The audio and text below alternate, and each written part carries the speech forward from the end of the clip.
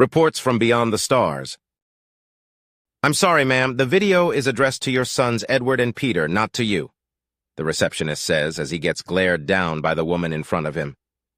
He'd gone through the training to go out on a Dauntless-class vessel, however. He was a far harder nut to break than this spray-tanned woman was capable of, unless she found some kind of leverage on him, but that was unlikely.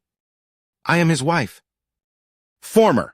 You were divorced 3 years before the beacon arrived, let alone before he was chosen to lead the first contact mission, the receptionist says evenly. He had dealt with this type before. The type who had everything break their way for so long and had so much praise heaped upon them that they become nothing short of insufferable. Couple that with the midlife crisis, she's not so much hitting as outright assaulting, and this woman was going to be a peach. He could tell. Then my children aren't seeing this message. What? Edward the younger protests. Mom, Peter exclaims, and the woman smiles. See? Do you see what you're doing to my sons? How could you? Lady, not only am I entirely aware of your bullshit, but your sons aren't stupid either. All they have to do is walk into the next room to see their father's message to them. You're not allowed in, but they are. The receptionist answers calmly to the thoroughly spoiled woman. Inwardly, he hopes that she does something stupid so he has an excuse to use the taser. It would be the most interesting thing to happen today if she does. Sure, at first, the messages were interesting, but after a while, they were the same. 3 categories of showing off the new wife. A heartfelt message or something so censored that it may as well have been static. They are not going in there without me, she tries pushing. You're not going in there at all. He doesn't care. Then they're not going in there. Attempt number 2, electric boogaloo. That's their decision, not yours. The receptionist hints as he steps around his desk to stand right in front of her at ease. Or seemingly at ease as behind his back his hands are pointing to the room with the projector rather than simply being clasped together. I am their mother. It is my right to... Book it, he says, and both boys dash into the room. He shuts the door behind them and turns around to body block the former Mrs. Cistern from following. She slaps him and he just grins. If you do that again, I'm legally allowed to use my taser. So please, make my day. Get out of my way, she screams at him.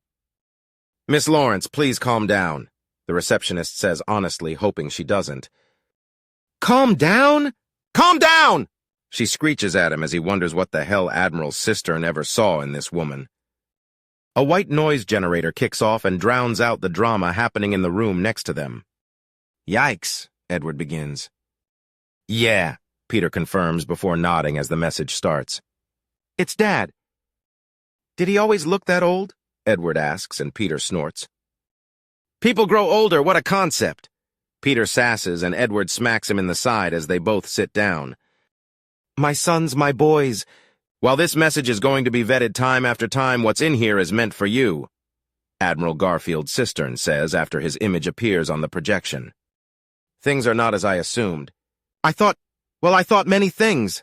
Part of me thought I would die, and my death would be used as a warning that would keep you both safe. I also humored the idea of a galaxy embroiled in war, one filled with predatory business tactics and so many other options. None of them prepared me for a galaxy of desperate bachelorettes. I was better prepared for a horde of alien horrors attempting to devour me than the horde of alien, Cistern says before cutting himself off with a slight cough.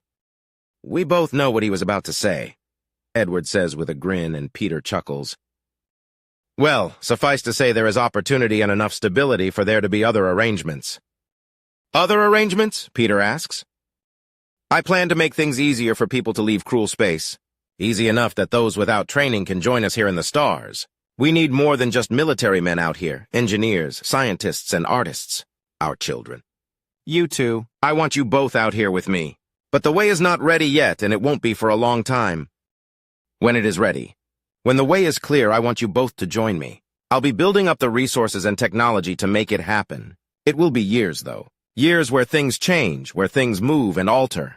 What I want you both to understand is that no matter what happens, no matter what you hear, and no matter what I have to do to make sure humanity as a whole gets the stars as their own, you are my sons, and I love you both. I want the best for you both, and until the way is clear, what's best for you both is to stay on Earth. Both Edward and Peter look to each other before turning back to the recording. I'm sorry I wasn't the best father. I was too often too caught up in my work and trying to live up to the legend of the perfect admiral, the man with the unfailing plans, Admiral Cistern says before seemingly deflating before taking a breath. Right now, those plans are all about making it as easy as possible for people to leave and return to Earth. By the time I'm done, you can visit me whenever you want. Yeah, right. How's he gonna do that? Edward scoffs. Peter just shrugs before pointing to the movie. He might tell us. Unfortunately, I can't tell you, Admiral Cistern says, and Edward gives Peter a mocking look. Not because I don't have a plan, but because it's in its early stages and some idiot might try something if this message is intercepted, and in a galaxy this big, there's always more idiots than you think. Conspiracy after conspiracy unfolds, the laws are strange and archaic, and the mechanisms to change them are slow and rusted as if covered in tar. Corruption, stupidity, just plain laziness, and other such things. Needless to say, in order to get anything done, I'm going to have to be a little forceful and audacious. Hopefully it doesn't reflect badly on you two, but if it keeps you safe, feel free to denounce and slander me without end. Drop my name if you have to. This galaxy is corrupt and stupid. It's going to take a lot to get you both out here, and not everyone on Earth will understand. This is declassified? It sounds almost like a threat, Peter remarks with a frown as he considers things. I know it sounds bad, but I honestly can't say anything that doesn't sound like some ominous threat without thousands of different organizations jumping onto things. It took less than 24 hours before there was a massive digital breach of security, and literally invisible spies are trying to sneak into the ship so often that the guards are making sport of how far they can throw them away. Admiral Cistern then shrugs and makes a motion as if he's asking what the hell he can do. I'm sorry, guys. I have to treat this message as if it's going to be intercepted. So the biggest specifics I can give is the broadest overview possible and a few vaguely threatening-sounding assurances. It makes sending a heartfelt message to your sons fairly difficult. Thankfully, I know how to work with that to a degree. Even that threat of not everyone on Earth understanding is easily explained by someone in my position flat out being unable to please everyone. Suffice to say, a lot of different people want things that are not only different from one another in this mission, but straight up opposed to each other. Meaning my biggest job is finding that perfect balance so that no one has a reason to really get angry. But that's my problem, not yours. It will not be your problem, it will be mine. So what do we do then? Edward asks. So just sit tight as best as you can, Admiral Cistern says before sighing. It will be years before we can see each other again, and that hurts. It hurts a lot. My sons, I think of you both every day, and nearly every decision I make is run by the thought of you both and how this will affect you. Admiral Cistern looks right into the camera and smiles. I'll see you lads soon, I hope. Soldier on, little troopers. Soldier on. The video ends and the dimmed lights start turning up again. Both Peter and Edward look to each other just before the white noise generator deactivates, and they hear their mother scream at the receptionist outside. Inside the room, Edward sighs as Peter just slumps down into his chair. Mom went crazy. Yeah, Peter says. I mean, was she always like this and is only letting it out now? What happened? Edward presses. There was always something, even before she split with Dad. You were too young to notice, but she was getting more and more pissed off before the actual breakup, Peter says sullenly. Oh, well, it's been getting worse and worse. The tan, the new car, throwing out everything she used to wear for leopard print and pink. Is she trying to look like the living embodiment of a midlife crisis? She is the embodiment of a midlife crisis. I hate to be an asshole, and I'll never say it to her face. But Mom's a gold digger, and when she's been going out at night, she's been going to bars. I didn't need to think of Mom as a cougar. She's not. No, not going to say it. You were really on her side before. That was before I heard more stories and took a few hard looks at ours.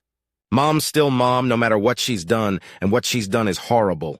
Dad was not the best husband and isn't the best dad. He still didn't deserve the sheer amount of shit he got, though. How bad was it? Edward asks. If even half the stuff Dad's told me is true, bad. Really bad. Not something to talk about on intergalactic snail mail, though. Will you tell me then? I don't know what to believe. I couldn't believe him at the time, and I think that hurt him. I don't know. This is just a messed up situation with Mom going nuts and Dad literally light years away. And you're going to university in a few weeks? Yes. and Mom wants to bring men home with her. Yes. Can I go with you? I don't think so. But you have friends. And if worse comes to worse, you can call the police and tell them there's a stranger in the house and strange noises. I'm not going to call the cops on Mom's booty calls, Edward snaps. And I'm not having any more of this conversation, Peter says, standing up and going for the door. He opens it to see the receptionist step out of the way as their mother stares at them. What was that about calling the police on my booty calls? She asks, and Edward freezes entirely. Mom, when we get home, we need to talk. You've been worrying us, and the way you've been acting today is the last straw, Peter says, putting a hand on Edward's shoulder. He's turned you against me somehow. He's on the other side of the galaxy, and he's still turned you against me. Actually, it was more you screaming at this guy and trying to stop us from seeing the recording at all, Edward says. Not now, when we get home, Peter says, forcing Edward out in front of him and setting the pace for leaving the area. Good day, sir. Come on, Mom. Why are we doing this now? You want my help? Here it is. I'll lead the conversation. Just stay out of the crossfire, and in a few weeks I'll be well away from this. Just keep your head down. I still don't get what happened. You'll figure it out, Peter says as their mother comes stomping out of the room behind them.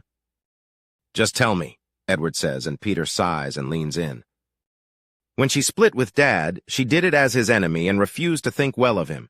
She wanted to do better than him with less effort, but she didn't put anywhere near enough in with her fashion lines.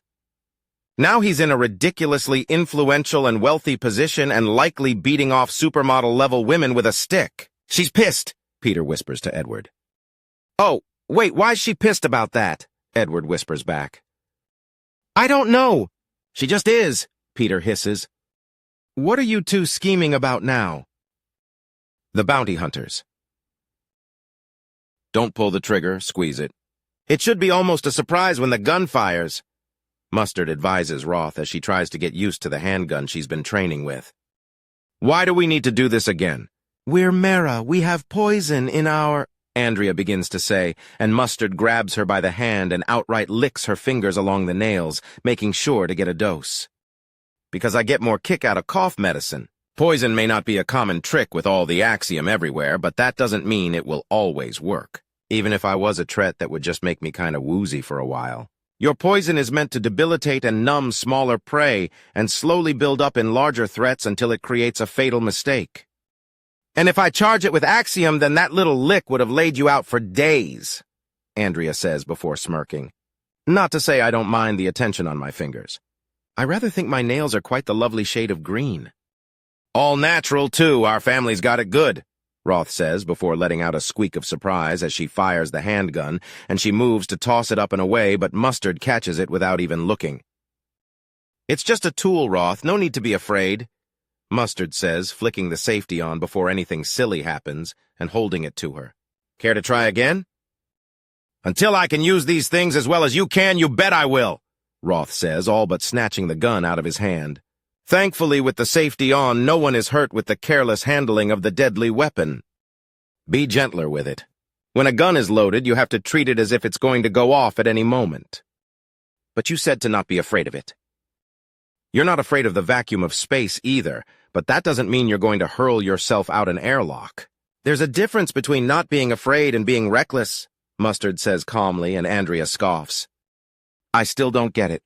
With my arm fins, I could cut a Canador through her power armor, and with my nail needles, I can take down pinpoint targets in the air, on the ground, or underwater. Guns, lasers, and plasma don't even work underwater, so why would we bother with it? We're more like specialists, right? Yes, but even specialists need to have the basics, Mustard remarks. What you guys call basics, most people call special forces, Roth says, even as she aims down the sights of the gun and damn near scares herself as it goes off. It's on the outside edge, but it's on target, mostly. And what you girls call the basics, we call special needs, Mustard remarks as he draws his pistol and fires off a trinity of shots in a quick movement. 2 in the bullseye and 1 off to the side. That's what I'm hoping you two to get to. How long will that take? Andrea asks, and Mustard shrugs. Maybe twice your body weight in ammunition? A reliable snapshot is a hard thing to get down, Mustard remarks. Look, we're not looking for miracles. You girls have good instincts for blending in, finding trouble, and you can go to places no one else can. I want you to be safe, though. If we're going to work on things... Mustard trails off as both Roth and Andrea start smiling wide and get a far-off look on their faces. He rolls his eyes and takes a few moments to clean and examine his gun before replacing the magazine and holstering it. A trinity of bullets from the ammo box right next to them gives his hands a bit more to do as he reloads the old magazine and then slots it away.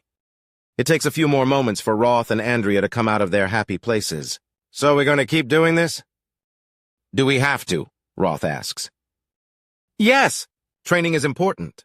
This is actually my training time, and I'm spending it with you two. I'm in here for this part of the week, and I'm not leaving until this ammo crate is at least half empty. Mustard remarks. It's very, very important. It's what separates the punks that I can knock to the side like a bowling pin and the people we have to take really damn seriously. But it's boring, Andrea complains, and Mustard rolls his eyes. Still important, Mustard remarks as he steps to the next little cell and he starts to have his target go down the range until it's at the very end. I've still got nothing on J3 and Tang. He waits for a moment and then draws his gun and fires a single shot. Then he grins and fires off two more, followed by a flurry as he empties the magazine. Looks about right. It takes a while for the target to come all the way back and pulls it off the hanger. What do you think? There's a crude smiley face in the head section of the target. How? Skill. Skill and practice. That, and I'm making a movie reference. One that I'm inviting you to watch with me if you want after this. Mustard offers, and both girls look interested. Lethal Weapon. Our leads are a family man and a man in mourning of his beloved wife's death. Action, heartache, comedy, and more. Interested? There's a quick flurried discussion between Roth and Andrea, and they come to an agreement before quickly getting their pistols out and firing. At first only to empty the small crate in a way that Mustard won't disagree with. Then, after a few comments about their accuracy, they start getting into a competition with each other to see who can be the better shot with the volatile and scary kinetic weapons. Halfway through, they stop flinching and their accuracy increases. After that, Mustard starts teasing them both in between his own shots, and they start competing with him as well. Or rather, they more compete for the closest gap between first and second place, as Mustard is clearly having a very, very easy time staying ahead of them both. Still, the crate is outright empty soon enough, and Mustard is making sure they both properly stow and store the weapons. Do you think we can deflect bullets with our fins? Roth asks, and Mustard instantly has a 1,000-yard stare as he pictures her screaming with a hole in her arm and seeing it happen all too acacely. Let's table that idea for now. Besides, I thought you two wanted to watch some classic entertainment with me. Sounds good, Roth says as she and Andrea make sure to get as close to Mustard as possible. So how long until the upgrades are finished? We weren't given a time frame, Andrea asks as they follow Mustard into the small entertainment center, and he runs a hand through his hair in thought. Hard to say. The chain breaker, for all it's a lean and mean ship, is also a big thing. Ship sizes tend to skew towards the gigantic, and most of the work is just getting rid of all the sheer hell we haven't been able to scrub out yet. We've only been using about 5 to 10% of the available structure thanks to our skeleton crew and our self-reliance, Mustard remarks before shrugging. We've got to stay on the ship to make sure that there's no chuckleheads sneaking aboard alongside the workers. Oh, that would be a problem, wouldn't it? Roth asks before she considers, then darts to the nearest wall, opens up the maintenance hallway, and launches finger needles into something that Mustard didn't sense. The hell? Mustard demands with his gun already out and held in both hands. Still awake! She's still awake! Roth squeals, running away from the open panel, and a lutrin races out, the tips of her antenna glowing alongside her eyes before being slammed into the side, and a gun pressed very pointedly into the side of her head, courtesy of Mustard. And you are? He demands her. She says, and part of Mustard wonders if there actually is an alien out there somewhere named, probably. Well, mind telling me exactly what the hell you thought you were doing? The work crews all have a very distinct sash on that you are pointedly lacking, Mustard says before glancing her up and down a bit more. As well as most clothing. Are you really in here with just a one-piece and boots? You do know that if you have to sneak to get in, then it's hostile territory. I know, she mutters in a dejected tone, hoping for... Are you narrating what's happening? Mustard demands in shock. Says nervously, as Mustard starts giving her another quick scan as she tries to figure out exactly where she belongs. Lutrin are a people that all look identical to each other, busty and athletic green-skinned woman with fuzzy antennae. It's so bad that even though they can tell each other apart with a fair amount of ease, they still have markings, tattoos, and paints that tell them apart from each other for everyone else. They're required by law in some places to have either visible name tags or distinct markings of some kind, as it's too easy for them to take advantage of the confusion that two Lutrin in the room bring about. Wait, the number 7 is on her back, Andrea says, and Mustard leans to the side and sees that right in the small of her back is a big black number 7 in Galactic Basic. I live on deck 7.